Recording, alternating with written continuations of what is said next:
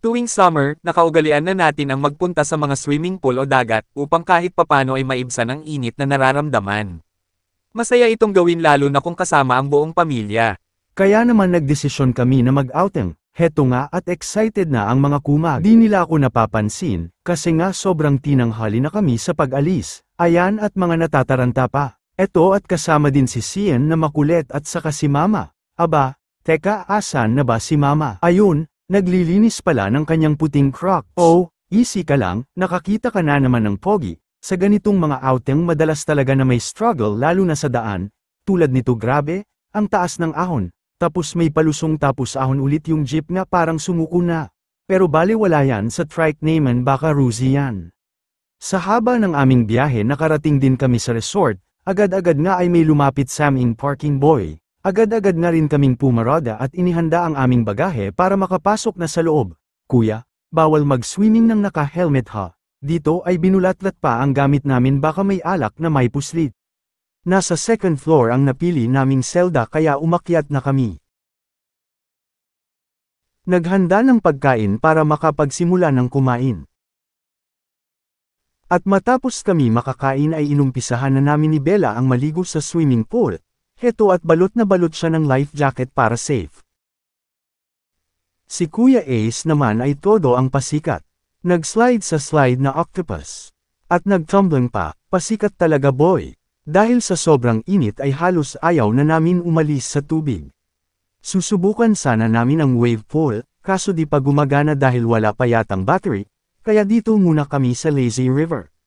Tuwang-tuwa talaga ang mga bata pati na rin si Master, dahil matagal na niyang inaawit sa akin ang outing na ito. Heto namang si Harold ay parang tungao, uminom lang ng tubig ay akala mo ay blade ang nilunok. Bumalik na nga kami sa wave pool dahil naikabit na raw ang battery nito, at malapit na itong paganahin, kaya naman si Kuya Ace ay inihanda na ang kanyang kasuotang lumulutang dahil magpapakachill lang daw siya sa gitna. Kitang-kita na sobrang saya ng mga batang ito lalo na si Bella, hindi may pinta ang itsura sa sobrang ligaya. Sobrang na-stress kami sa wave pool kaya naman lumipat kami ulit sa lazy river na small version para mag-chillax. Dangbisa talaga ng outing na to. Tanggal ang init at napalitan ng nginig. Kung sakali na pupunta kayo dito ay huwag kayo masyadong maingay, dahil baka magising ang masungit na bantay. Dahil umahan na si Bella ay napagpasyahan ko na mag-slide kasama si Harold at si Kuya Ace sa malaking slide. Big boy na talaga si Kuya Ace, tuli na lang ang kulang. Paborito ko talaga ang color blue kaya naman, dito ako sa color green mag-slide.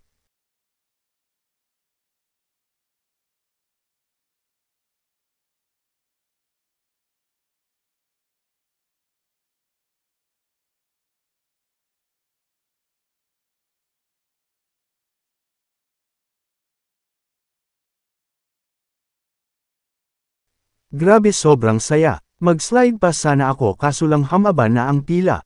Kaya hinanap na lang namin sila Mama.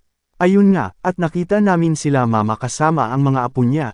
Tuwang-tuwa siya sa tubig at ayaw na atang umahan pa, kaya niyakag niya kami na mag-ikot sa lazy river na small version. Tuwang-tuwa pa si Bella dito, ngunit bigla na lamang siyang tinamaan ng antok, kaya naman para siyang lasing na nakasakay sa giraffe na salbabida. At dahil tuluyan ng nakatulog si Bella ay inaya ko na si Harold na mag-slide ulit, ngunit tumanggi siya dahil na-trauma daw siya sa slide kanina. Tulala pa nga siya Kaya naman ako na lang ang pumila at saktong maiksi na ang pila sa slide.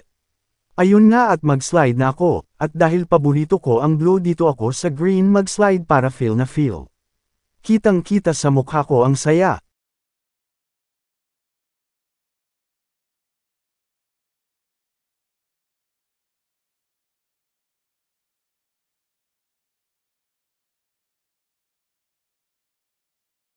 Grabe talaga ang saya sa slide, kaso nga lang may lokong bata ang nakatigil sa gitna, kaya naman walang happy ending.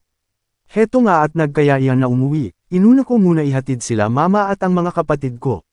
Tapos, binalikan ko na sila Master, Kuya Ace, at si Bella. Kitang-kita sa mga mukha nila na kanina ay punong-puno ng sigla, ngunit ngayon ay balot na ng pagod na parang mga uling.